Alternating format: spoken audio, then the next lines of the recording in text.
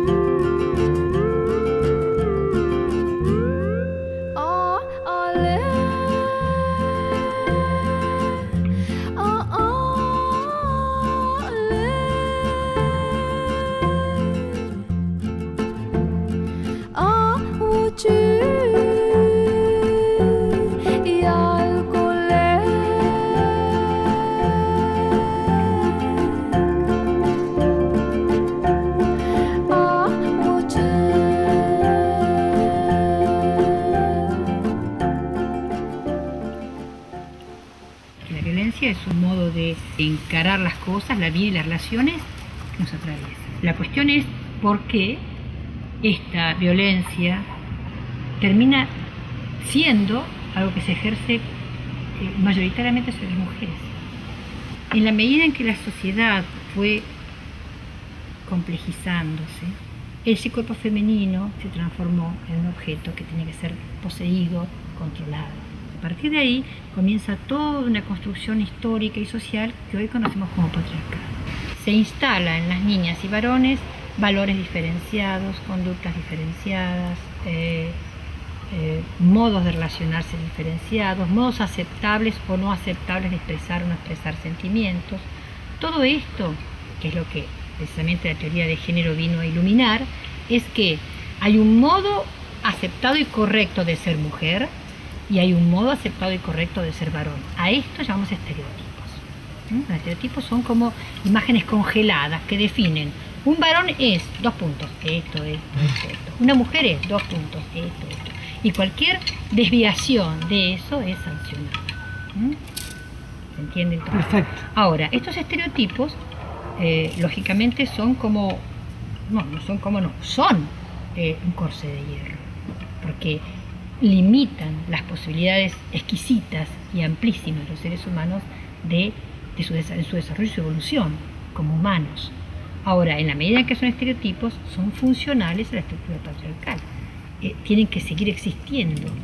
¿Y por qué existen si son tan embromados, tan controversiales, si son tan nefastos que en definitiva terminan, por ejemplo, en la muerte de mujeres o en abuso sexual de mujeres y niñas o en la mortificación y el maltrato y la tortura? ¿Por qué? ¿Por qué existen? Primero porque son funcionales y existen además porque se sostienen, son sostenidos a través de la socialización. Este conjunto de valores y de pautas de conducta son transmitidos de generación en generación con arreglo al sistema patriarcal.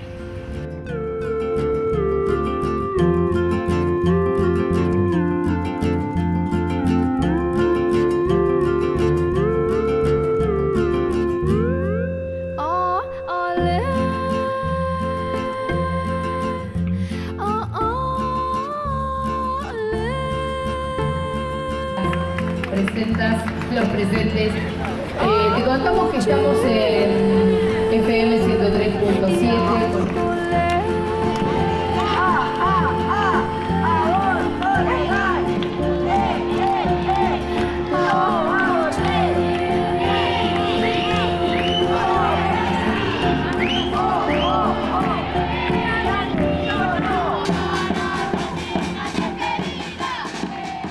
Sí, a ver, la violencia contra las mujeres se origina en un sistema que sigue poniendo a unas por debajo de los otros, ¿no? Que sigue haciéndoles creer a los varones que pueden con nosotras.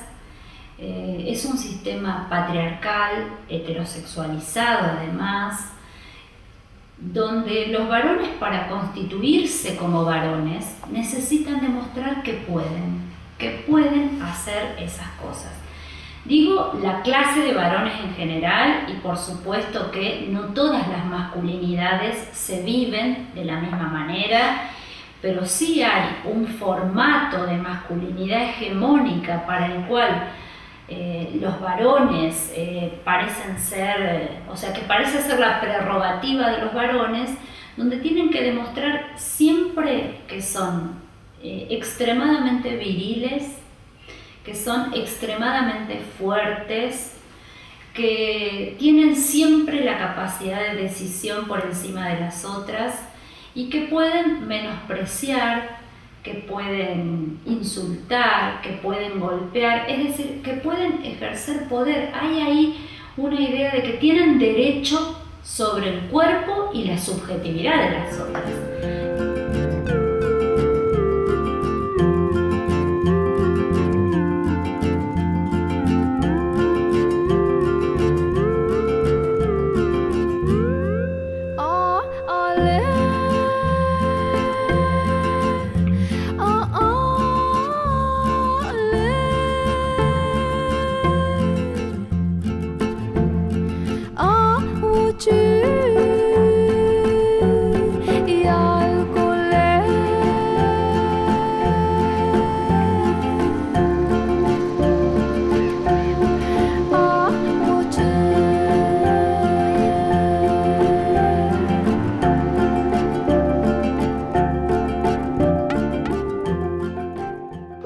cuerpo de una mujer pasa a ocupar el lugar de objeto manejable, manipulable, donde se lo puede sacar, poner, a correr, subir, bajar, este cuerpo hasta también facilita la posibilidad de lo simbólico sea golpeado, sometido, violado, porque se naturaliza desde los medios de comunicación, desde la publicidad, se naturaliza el cuerpo de la mujer como una cosa.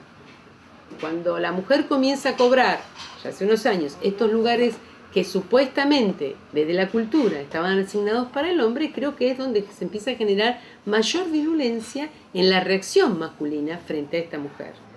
Y bueno, me parece que esto es lo que ocasiona y generan estos altos índices cada vez más. En todo el mundo lo estamos viendo, en nuestro país en particular es terrible.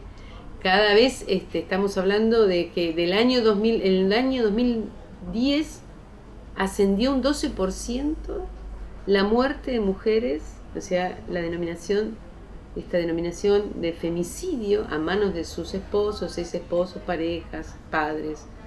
Estamos hablando de arriba de 200 y pico de muertes que se produjeron en el año 2010, de mujeres, niñas y ancianas.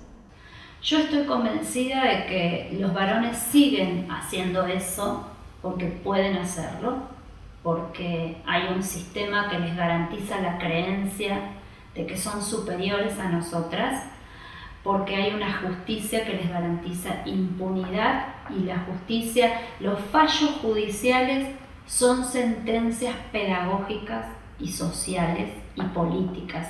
No es a un varón en particular. Cuando a un varón en particular se le da 5 años y se lo justifica con la emoción violenta, se le está diciendo a la clase de varones que pueden seguir golpeando porque no van a ser castigados por eso.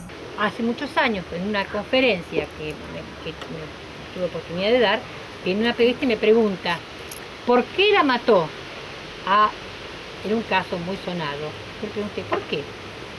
¿Y cómo por qué? Porque pudo. La mató porque pudo. Porque si hubiese existido en toda esta red compleja de actores y de procesos que estamos viendo, hubiese habido dispositivos que pongan límite o que de alguna manera muestren otras opciones, otras salidas, eso hubiese sucedido. Por ejemplo, que pongan límite me refiero que efectivamente la sociedad condenara al asesino, que los jueces juzgaran a los asesinos y que las víctimas tuviesen derecho al resarcimiento, a la reparación. Como esto no existe, como está instituido todo lo contrario, puede. Y esto es, a mi criterio, por falta de una política de Estado, más allá de que haya una ley.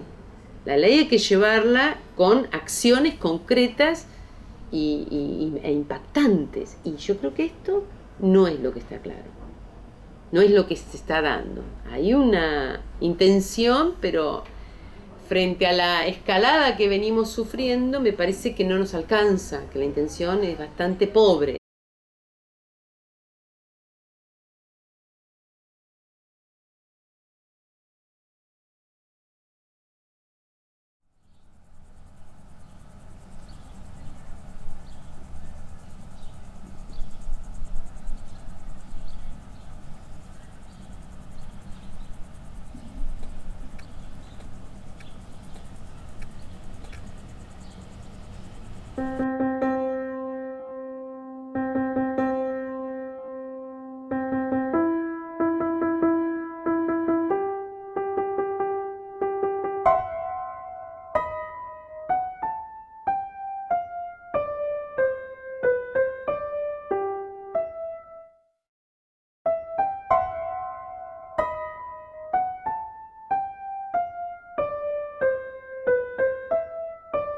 Yo soy Ivana Rosales.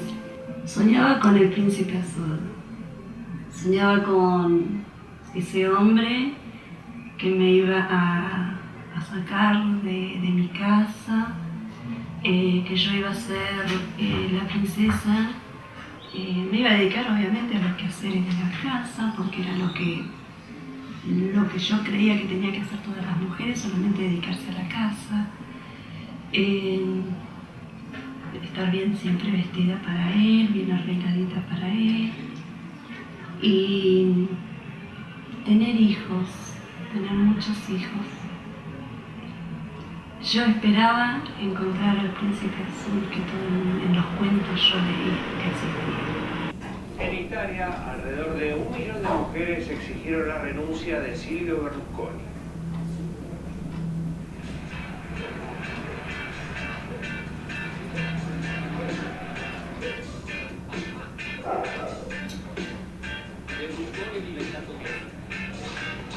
Yo llegué a Rincón de los Sauces en pro de un trabajo, necesitaban mozas y ocurrieron muchas cosas. Me retuvieron el DNI y la misma jefa tenía el lugar donde yo trabajaba de moza y tenía un cabaret. Entonces, en pro de llevarme a trabajar al cabaret, me dijo un fin de semana, quédate vos a cargo porque yo tengo que ir a buscar una banda, Cipoletti, para que venga a trabajar acá. Yo me quedé a cargo de lo que sería la caja del cabaret y a partir de ahí empezaron a suceder cosas y confusiones que para mí empezó a peligrar mi vida. En esas noches fue donde conocí a Mario Garoglio, que venía siempre a tomar whisky. Y es más, te voy a decir, lo recuerdo más que nada, o resaltaba más que nada, porque pedían una marca de whisky que no había en la casa, porque era muy fino. En un momento yo estaba desesperada y necesitaba irme de ahí porque no quería seguir ahí. Más bien se estaba, lo que hoy lo veo como una trata de personas, yo en ese momento lo estaba casi viviendo o ingresando a ese mercado. Entonces Mario Garoglio me ofreció un trabajo, conseguirme un trabajo como secretaria en alguna empresa. De hecho, él trabajaba para empresas petroleras y yo acepté. Llegando acá a Neuquén, él me dejó y 3 meses después apareció en mi casa y me ofreció una vida matrimonial, una familia, formar una familia, y yo acepté. Hasta que empecé a ver que el alcoholismo en mi casa estaba haciendo mucho daño, que desaparecía por días o por noches y no había una respuesta de por qué lo hacía. Y llegó el momento en que mis hijos, ellos tienen como colaborar en la casa, es poner la mesa. Desde chiquititos era chicos, vamos a poner la mesa. Y ellos abrían la puerta de la heladera y lo primero que buscaban era el vino. Si papá no tenía vino, ya ahí sabían que iba a haber problemas. Entonces esa noche o ese día en la casa, en la mesa. Cuando yo empecé a ver que mis hijos tenían esos valores cambiados, yo empecé a pedirle a él que cambiara, que se diera cuenta que no era lo normal. Y ahí empezó la violencia psicológica mucho más fuerte. Yo era la inútil, yo era la puta, no podía salir porque vestida de determinada manera porque ya era una mujer casada, ya era una mujer mamá. En el año 2000, yo ya necesitaba poner un límite, parar. Y llegó un amigo de la casa y lo primero que hacían era poner el vino en la mesa y empezar a tomar.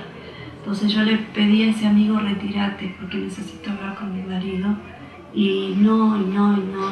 Entonces yo saqué la botella de la mesa y la tiré. Él, enfrentando eso, sacó otra botella y la puso sobre la mesa. Y entonces esa botella sí la tiré al piso. Y le dije, necesito que te vayas porque yo necesito hablar con mi marido. Este hombre se retiró y cuando pretendíamos charlar, él me llevó al dormitorio y me golpeó. Y en ese momento mi hija abrió la puerta y entonces como que él ahí reaccionó de lo que estaba haciendo y se fue y se encerró en el dormitorio. Yo quiero reivindicar esto, efectivamente el feminismo es subversivo. Es subversivo porque desnaturaliza las relaciones jerárquicas de género.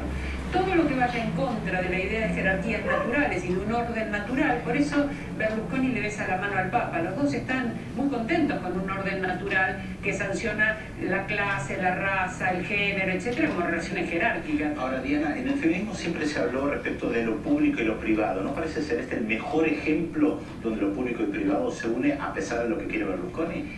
Absolutamente, porque hay un eslogan en el feminismo que dice lo personal es político.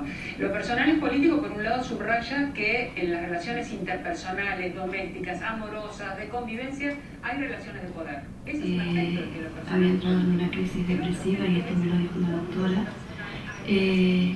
Entonces empecé a tratar de intentar estudiar, hacer cursos, y era todo no, vos ya no podés hacer esto, vos no podés hacer aquello. Vos ya sos mamá y tenés que dedicarte a la casa. Entonces yo decidí separarme. Pero eran las amenazas muy fuertes. Él estaba muy bien conectado con diferente gente del medio. Entonces, ¿de qué medio? Y del medio petrolero y al mismo tiempo político. Como sin quererme yo te quiero y te adoro si no me amas y tus besos solo espero. ¿Cómo puedo amarte ardientemente si en tus ojos al mirarme veo nieve solamente? Como tus desprecios y desvíos digo que son locos desvaríos. ¿Cómo puede ser que no quiera ver de tu corazón ausente la ilusión? ¿Cómo puede ser que te quiera así cuando bien sé que no estás en mí? Yo no sé por qué te quiero, yo no sé por qué te adoro, viendo que tus ojos siempre fríos no se miran en los míos. Yo no sé por qué te amo y te idolatro así. Yo no sé por qué no sé.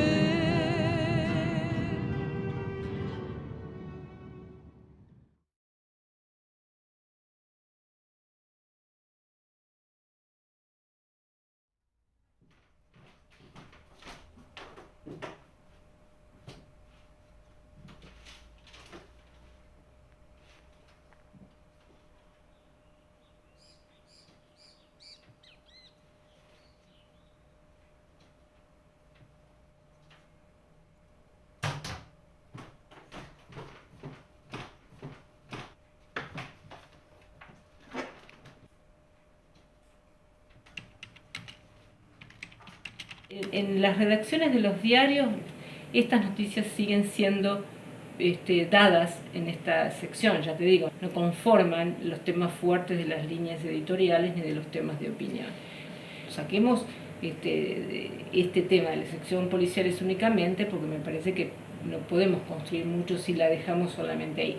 Los empresarios de los medios tienen que tomar decisiones con respecto a esto, de cómo visibilizar, cuánto tiempo, cuánta reflexión le van a dar a estos temas.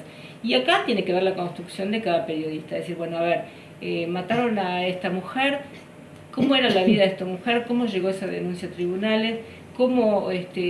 ¿Qué le contaron a los hijos de esta mujer que fue matada por su pareja? ¿Qué hace la escuela ante esas temas? Entonces vamos como expandiéndonos a otras secciones de los diarios. Tiene que aparecer en el tema cultura, tiene que aparecer en los deportes. Fíjate que hay un montón de situaciones vinculadas a la violencia y violencia sexista que se podrían trabajar muy bien desde esta sección, o bueno, en sociales, pero bueno, sacarlo un poco de ahí como para dejar de hacer este problema un problema tan acotado. Así empezamos como a cambiar un poco la mirada, ¿no? Esto del sexismo en las noticias tiene que ver con esto. Si vos vas a contar en una noticia que un juez dijo en el juicio de Ivana Rosales que un juez va a... dice que era una chica que merecía ser golpeada porque él era infiel a su marido, y bueno, no nos podemos quedar con eso. Mira, yo me involucré en la perspectiva, digamos, tomé mi decisión de trabajar con temas de género, en un caso así, muy puntual, unas niñitas de 5 y 8 años violadas, y un juez que en la instrucción dice: yo solo sé que estas niñas tuvieron relaciones sexuales. Yo, desde la redacción, no me puedo quedar sin decir nada ante una barbaridad semejante. No está bien eso. Entonces, bueno, marcarlo así como la gota que orara la piedra, que es un poco eso. Desde, ya te digo, asumir la perspectiva de género, primero como transformación personal, y después seguir, digamos, cambiar, tratar de sumar a colegas que tengan otra mirada, que denuncien estas cosas, que pongan a la mujer en el lugar que merece estar. Y después hay un montón de cuestiones que son muy, muy complejas, pero me parece que, bueno, yo soy partidaria de esto de la educación crítica hacia el televidente, ¿viste? Una cuestión que nos repetían en las universidades hace 20 años, ya decir, bueno, a un chico, ¿cómo le enseñas a mirar? Digamos, yo como mamá le digo, mira, no mires Tinelli, yo no quiero que en mi casa se vea Tinelli, qué sé yo.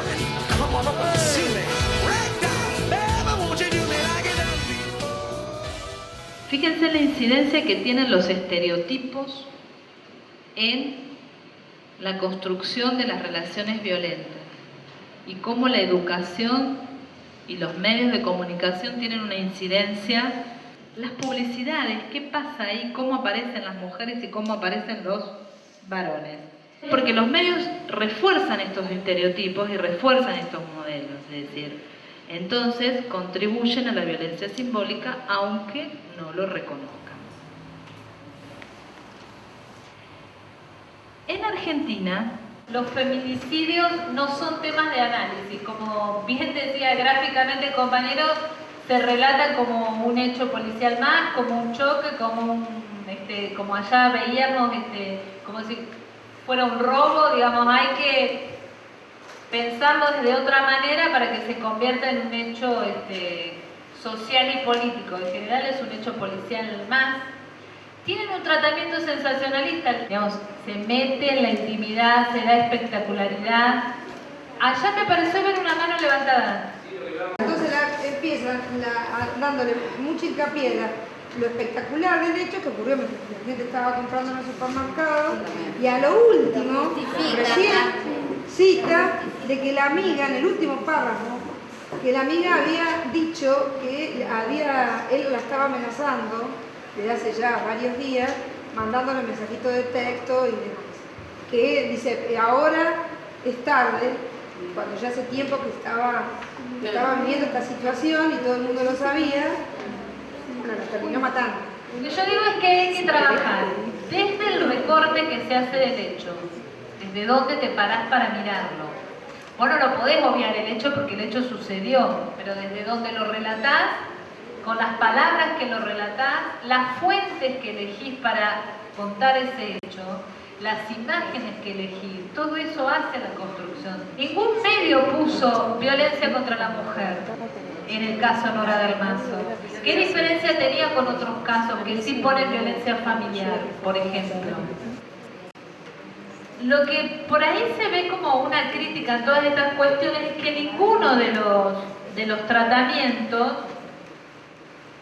hace alusión a la raíz del problema, digamos, los muestra, los relata, los cuenta, pero hay pocas observaciones que al menos dejen picando esta cuestión de que la violencia es una cuestión estructural, que es una cuestión cultural. En el caso que ustedes tenían, incorpora la columna de opinión, pero ese es un diario, digamos, nuevo, con una mirada distinta de la realidad. Por eso ahí reafirmo que es una opción política trabajar con una perspectiva o enfoque de género. ¿Por qué es política? Porque cuando un periodista o una periodista decide hacer periodismo con perspectiva de género, pone de manifiesto que las cosas no funcionan así y hay que cambiarlas. para que la sociedad sea más justa, para que sea más igualitaria y para que sea más equitativa. Y para que lo que es la violencia contra las mujeres desaparezca.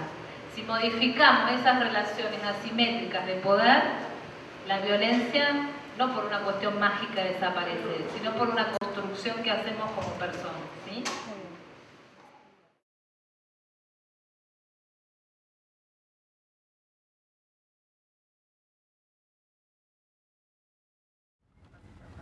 Agustina Massina, 17 años, Chipoleti, Río Negro. La asesinaron de 20 puñaladas en su habitación. El sospechoso es Alex Hernán Barrientos Velázquez. Liliana Beatriz, 30 años, Puerto Bermejo, Chaco. El 18 de abril del 2002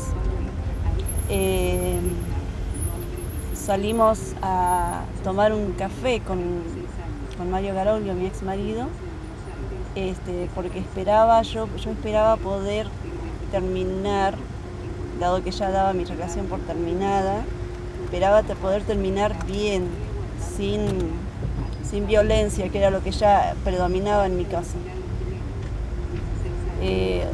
Opté por salir a tomar un café afuera para evitar discusiones frente a mi casa, frente a mis hijos. Y nos vinimos acá, desde Plotier hasta acá. La confitería, ahora Los Amigos, antes era la terminal. Hablamos, en primer momento fue ofrecerme todo para que le diera otra oportunidad. Después fueron las amenazas de que no me iba a dejar vivir en paz. Yo le dije que yo no iba a quedarme acá en Neuquén, que sabía bien que acá en Neuquén él no me dejaría vivir tranquila. Entonces dijo que bueno, que donde estuviera. Cuando salimos y le dije, bueno, volvamos a casa porque esto ya no tiene sentido, no voy a seguir hablando.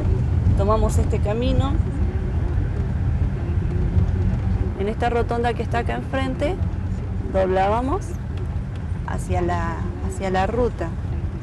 Pero ese día, en lugar de doblar hacia la ruta, siguió de largo por la misma calle. Entonces yo le dije, no quiero ir por acá.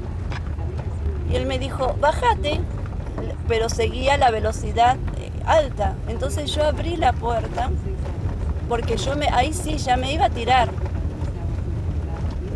Y más o menos acá, en esta altura, plantó los frenos. Cuando yo me iba a tirar, abrí la puerta y se me cayó el bolso que tenía. Cuando él plantó los frenos, el envión, el movimiento del auto hizo que mi cuerpo entrara y entonces sacó un cable que tenía en la puerta, en la orilla de la puerta, y me lo rodeó por el cuello.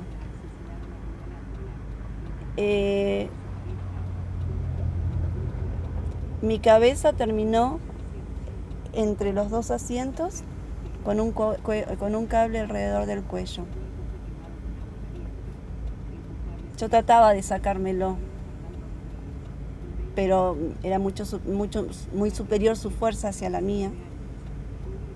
Y lo único que hice fue estirar mi mano. Yo estaba boca abajo, ¿sí?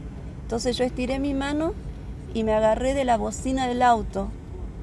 Y él me golpeaba para que dejara de tocar bocina y yo no dejaba de tocar bocina. Mientras tanto, con la otra mano trataba de zafarme el cable. Entonces, en ese momento me hice la desvanecida. Él se bajó, creyendo que yo estaba desvanecida, y me pegó el tirón. Yo no estaba desvanecida. Mi cuerpo estaba desvanecido, pero yo estaba consciente. Entonces, cuando pegó el tirón, yo traté de incorporarme y salir corriendo. Pero él me agarró, puso mi cabeza contra el piso, contra la tierra, agarró una piedra y me pegó. No una vez, me pegó unas cuantas veces. Acá quedó un charco de sangre y en ese momento un vecino que vive por acá enfrente salía en su auto a buscar a su hijo. Así que vio que algo pasaba. Y si bien no se detuvo, continuó hasta el aeropuerto. En el aeropuerto, me olvidé decirte que también hay una comisaría. Entonces dio aviso en esa comisaría de que algo raro estaba pasando a esta altura en un Ford Fiesta, color gris. Cuando llegó la policía, obviamente nosotros ya no estábamos. Él se dio cuenta de que el auto podría haber visto algo. Entonces, cuando terminó de golpearme la cabeza porque creía que me había matado, me metió en el baúl del auto. No había tantas luces, Me metió en el baúl del auto, yo semi inconsciente, y continuó. Yo me imagino que continuó por este camino.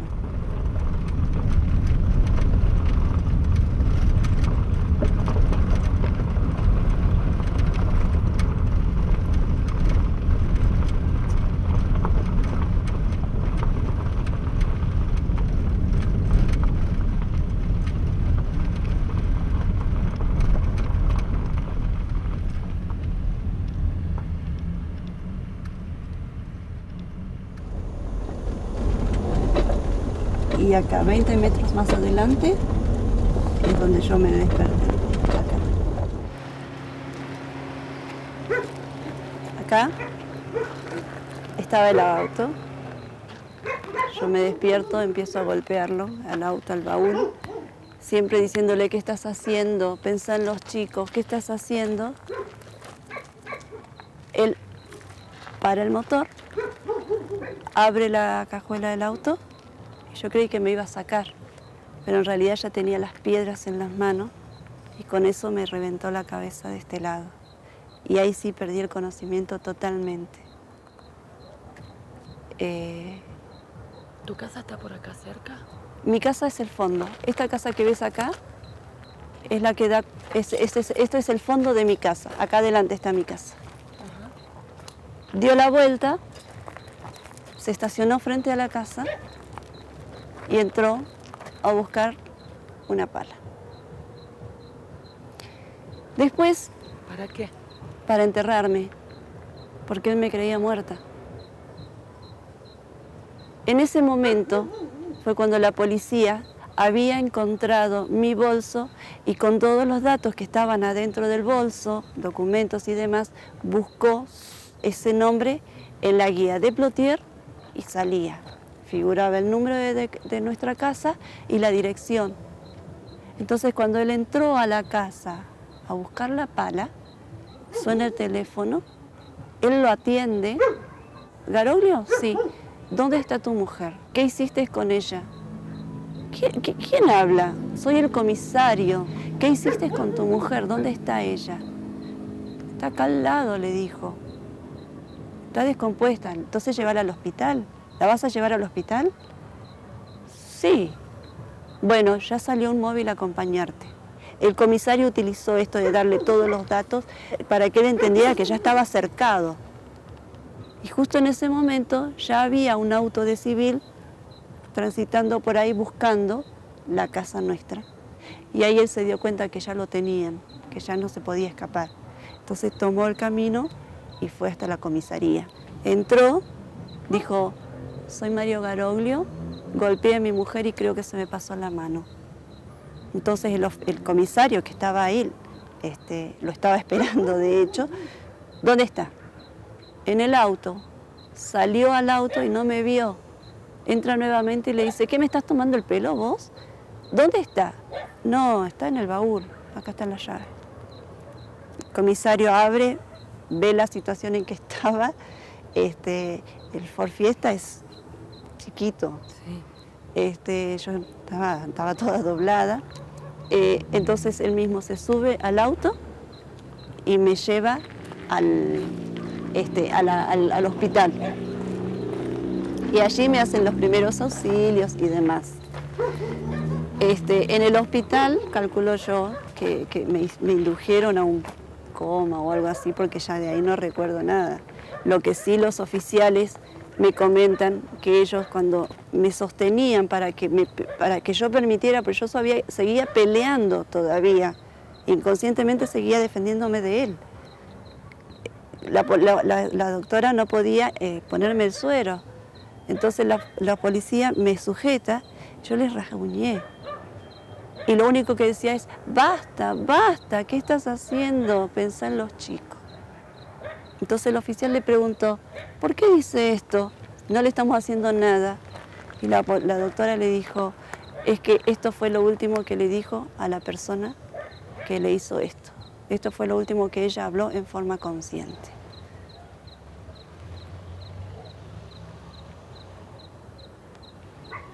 ¿Y ahí terminó?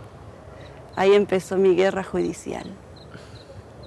Ahí empezó mi guerra judicial. Ahí es donde yo me encontré con un Estado que revictimiza y que hace tal vez más daño que el golpe. Las heridas sanaron, ya no se me notan. Yo acá tengo hundimiento de 1 centímetro. Las heridas sanaron. Pero la revictimización que me hizo el Estado es lo que más dolió.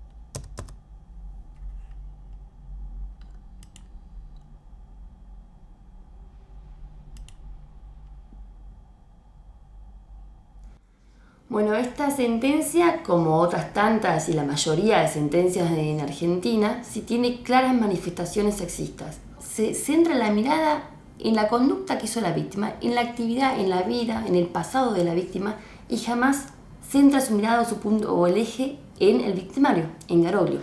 Y esta sentencia, lo que tiene que es lastimoso, es que condena a todas las ibanas, a todas las mujeres que quieren independizarse, a las que quieren decidir por ellas mismas, ¿sí? Y aplaude a todos los Garoglios. Si se puede ver más o menos mirando un poquito por arriba de qué se trata, cuestiona un adulterio, ¿sí? Y se basa en que ese adulterio, que es un presumible, nadie tiene pruebas que efectivamente haya sucedido, ¿sí? De que un adulterio puede ser motivo suficiente para que una persona lesione e intente matar a su pareja. Si uno mira cualquiera de los argumentos de los jueces, son igualmente discriminatorios. Por ejemplo, Andrada, sí, y Badano dicen que estas circunstancias de atenuación, como hablábamos antes, provienen de esta supuesta infidelidad. Y Castro dice, no proviene, o sea, no hay circunstancias de atenuación, porque él ya sabía que era infiel y se lo tendría que haber esperado. Por lo tanto, ¿sí? Él, como ya conocía la conducta de su mujer y sabía que podía pasar, o sea, eso no es una circunstancia atenuante. Desde el momento en que el fallo gira bastante en torno a esta consideración acerca de la fidelidad o no fidelidad de la mujer respecto del varón, pareciera que lo que se está colando entonces en la argumentación jurídica es que la mujer y el cuerpo de la mujer es de propiedad del varón. Entonces, si es de propiedad del varón, el hecho de haberlo enajenado temporalmente en la infidelidad hacia otra persona, eso es lo que se está considerando como relevante a los efectos de evaluar la atenuación en lo que finalmente fue una tentativa de homicidio. Los jueces dictan sus sentencias y analizan los casos sin tener una visión ni una perspectiva de género, ni de los distintos elementos que tiene una situación de violencia de género. Porque esto también, si yo voy a mirar un asesinato común y silvestre De la misma manera que voy a mirar de qué modo un señor torturó durante 20 años a su mujer y un día porque la mujer le dijo, mira, me cansé de que me pegue, me voy de casa, la mata en la puerta de la casa, obviamente no estamos hablando de la misma cosa. Termina con lo mismo, la muerte de una persona, pero no es lo mismo. Hay una cuestión que es fundamental que tiene que ver con la cultura. Y uno de los principales factores reforzadores y constructores y reforzadores de la cultura es el derecho, ¿no? ¿Qué dicen las leyes? Las leyes obviamente son las que dan los parámetros en los que la sociedad se tiene que mover, digamos. Bueno, las leyes han puesto a las mujeres en un lugar que es lo que las ha vuelto víctimas de la violencia. O sea, las propias leyes, la propia legislación, el derecho de familia. Por eso en el imaginario de casi toda la sociedad, pero principalmente de quienes tienen que decidir si un hecho es violencia de género o no lo es, que son los jueces, que son los abogados, están todavía imbuidos en ese pensamiento. Por ejemplo, yo siempre recuerdo que hace unos años, dando un taller sobre violencia en la escuela de cadetes de policía, yo les puse como un ejemplo qué actitud hubieran tomado ellos si, por ejemplo, una mujer en una esquina empieza a gritar, me robaron la cartera, me robaron la cartera. Entonces todos, al unísono, a coro, me contestaron, saldríamos corriendo a buscar al ladrón. Entonces yo decía, ¿y qué pasaría si ustedes escuchan a una mujer que dentro de una casa dice, mi marido me mata, mi marido me está matando, ¿qué harían ustedes? Ah, no, ahí no podemos meternos. Esto es un claro ejemplo de cómo funcionan no solo las fuerzas de seguridad, sino la justicia también. Es decir, durante miles de años nos enseñaron que la mujer estaba para tener hijos, para criarlos y para cuidar del hogar. Esa estructura todavía hoy, si bien no está institucionalizada, pero culturalmente está arraigada en el pensamiento de todos, porque si no, en un caso como este que ustedes están analizando, el de Ivana, cuando alguien dice a esta mujer le pegaron, intentaron matarla, le pegó con una piedra en la cabeza, a nadie se le ocurriría pensar, pero vaya a saber, pero seguramente algo pasó, por algo lo habrá hecho, porque ella también no cumplió con lo que se estaba esperando de ella, que esto es básico en lo que es la violencia de género. En realidad ahí lo que se estaba condenando no es al señor que quiso matarla, se está condenando a ella, ¿por qué? Porque se comportó de la forma no esperada por la mujer. Entonces, si alguna mujer no cumple al pie de la letra con cada uno de estos parámetros, la castiga en primer lugar su esposo, en segundo lugar la sociedad y en tercer lugar quienes deben decidir acerca de impartir la justicia como corresponde. La Ley Nacional de Violencia de Género yo creo que es muy buena, pero yo le encuentro por ahí un problema, que es la aplicación de la ley. Porque está bárbaro, yo digo, bueno, por ejemplo, si la ley esa se aplicara y si realmente yo pudiera recurrir a los tribunales, no tendríamos el programa de Tinelli, por ejemplo, ¿sí? Porque el programa de Tinelli, desde que empieza hasta que termina, viola creo que mínimo la mitad de lo que dice la ley, ¿no? Y lo bueno que establece los distintos tipos y modalidades de violencia, ¿sí? Y el mayor logro para mí fue que se tipificase la violencia institucional, ¿sí? Porque la verdad, los que realmente ejercen violencia todos los días son las instituciones. Cuando las mujeres quieren denunciar, cuando las mujeres en sus propios ámbitos de trabajo, ¿sí? O sea, tipificó un tipo de violencia que todo el mundo se hacía distraído o la distraída y nadie miraba para ese punto. De hecho, la violencia institucional del Poder Judicial, que todo el mundo no escucha a las mujeres, que no canaliza sus reclamos. Las mujeres están denunciando en números importantes, pero ¿qué pasa después? Uno hace la denuncia, el juez o la juez toma la decisión de expulsar del hogar al agresor, de decidir, de imponer una orden de no acercamiento, etc. ¿Se cumple? ¿Cómo hacemos para que se cumpla? El juez trabaja en su despacho, el juez no me va a seguir por toda la ciudad de Buenos Aires para protegerme, y tampoco la policía. Deben hacerlo, pueden hacerlo, tenemos los recursos para que lo hagan, pero más todavía, en muchos de los casos de las investigaciones que hicimos, las mujeres recomponen esa relación violenta por varios motivos, a veces de tipo psicológico, pero a veces de problemas por problemas muy prácticos. ¿Dónde viven si no? ¿De qué viven? ¿Cómo alimentan a sus hijos? ¿Cómo salen a trabajar si no tienen dónde dejar a esos hijos? ¿Al cuidado de quién? Para después poder insertarse en el mercado de empleo.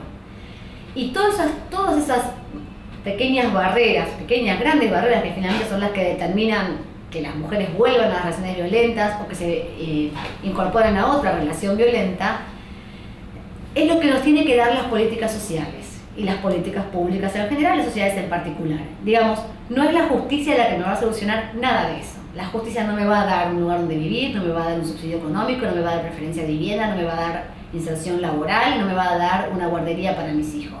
Todo eso lo necesito como persona, como mujer que ha activado el mecanismo de protección jurídica, pero lo necesito de las políticas públicas.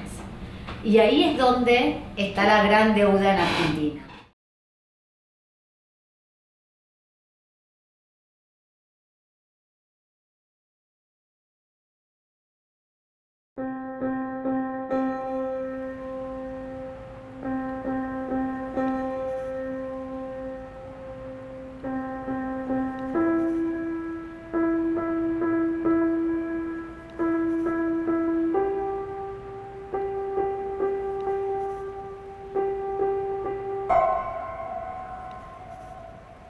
Yo lo fui recabando todos estos datos porque cuando a mí me dan de alta, yo estuve conviviendo 2 meses con la policía acá. Entonces cada uno me iba contando cómo habían intervenido esa noche en lo que era mi causa. En 2 años, 200.000 hombres firman la adhesión a la campaña y hoy se expande a más de 80 países en todo el mundo. Es un proceso de transformación cultural, en donde se cree que la violencia es algo aprendido. Aprendemos a ser violentos. No es innato, no es biológico, no es genético y no es patológico. Simplemente hemos sido educados en la acción de ser masculinos, teniendo poder, dominio y control sobre lo femenino y negando a lo femenino como la diferencia.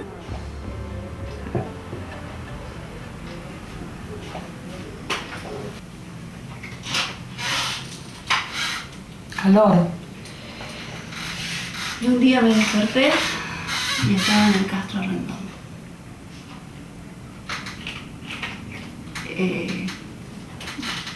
No sabía qué es lo que me había pasado.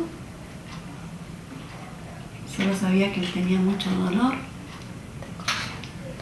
Y tengo marcas en mi cabeza, acá tengo hundimiento de 1 centímetro, sufro epilepsia postraumática. Cualquier emoción, ya sea buena o mala, puede generar en mí una crisis. Eso genera una incapacidad y es permanente. Y mientras tanto, Garolio, ¿dónde estaba? Garolio estuvo detenido.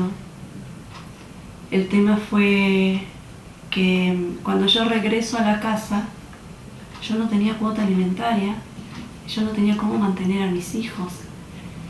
Y sumado a esto, el juez ya había ordenado un régimen de visita. Entonces, a pesar de que yo tenía mi cara destrozada, que a esto ya estamos hablando de julio, el mes de julio, había nieve, 7 grados bajo cero, yo igual tenía que salir con mis hijos y llevarlos a que vean a su papá. Esto era en la comisaría donde estaba detenido. Nadie tenía en cuenta que si tenía o no plata para ese pasaje, porque obviamente tenía que ser en taxi, yo no estaba en condiciones de utilizar un medio de transporte público.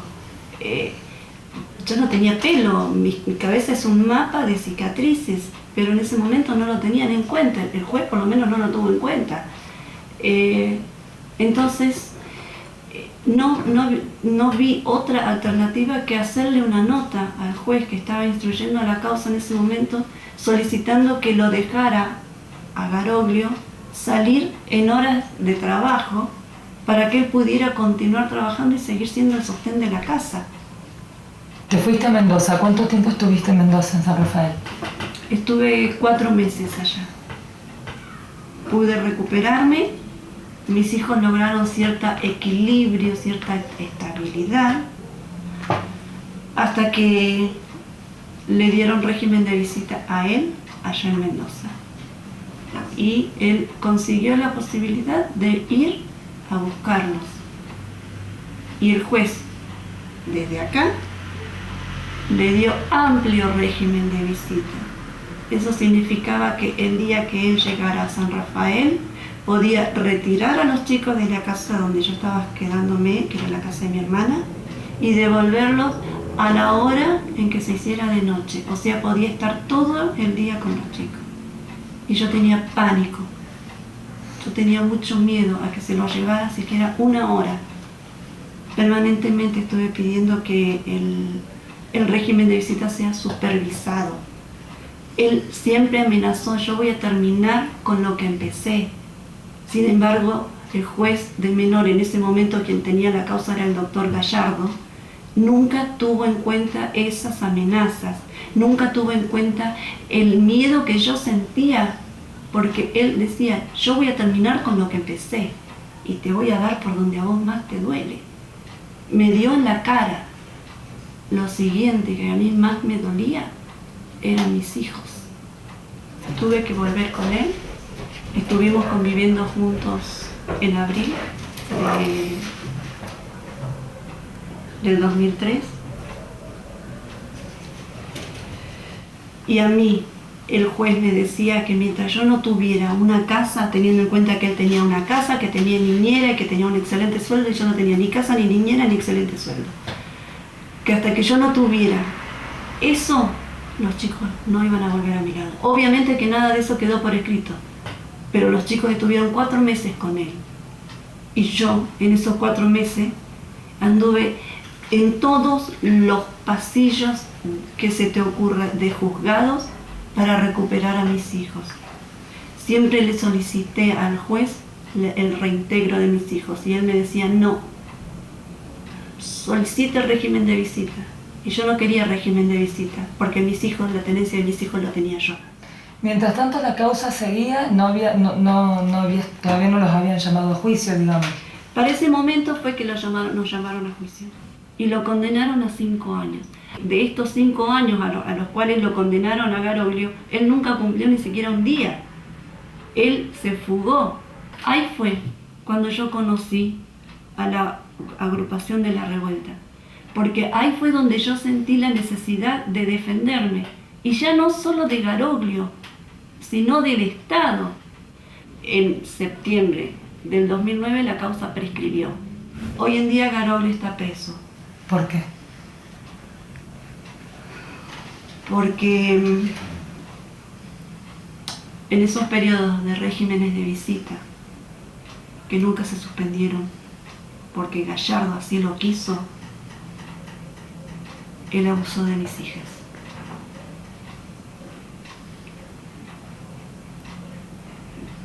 Y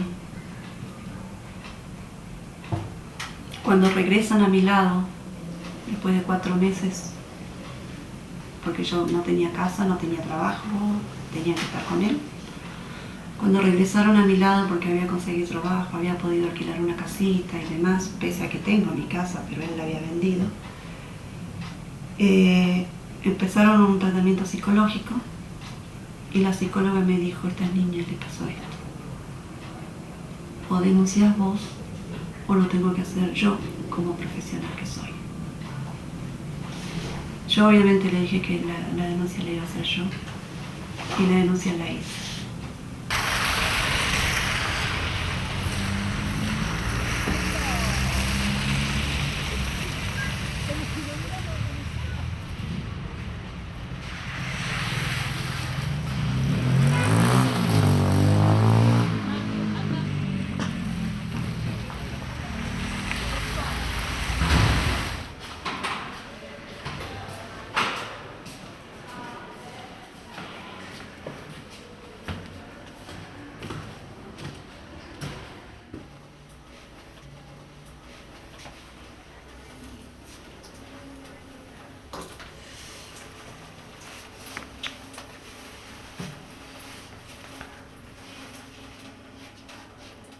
Hoy trabajo en la municipalidad, Empecé limpiando oficinas, pero seguí preparándome y hoy en día estoy en el área de comisiones vecinales, organizando talleres en las diferentes comisiones vecinales, talleres sobre violencia, porque hay mucho desconocimiento, hay mucho desinterés. Entonces estoy tratando de organizar esos talleres. Mi vida hoy son mis hijos, mi trabajo, ayudar a mujeres en situación de violencia, y la situación con Garoglio cambió. Él reapareció en septiembre del 2010 y hoy, a raíz de la denuncia por abuso que yo hice en su momento, Garoglio está preso.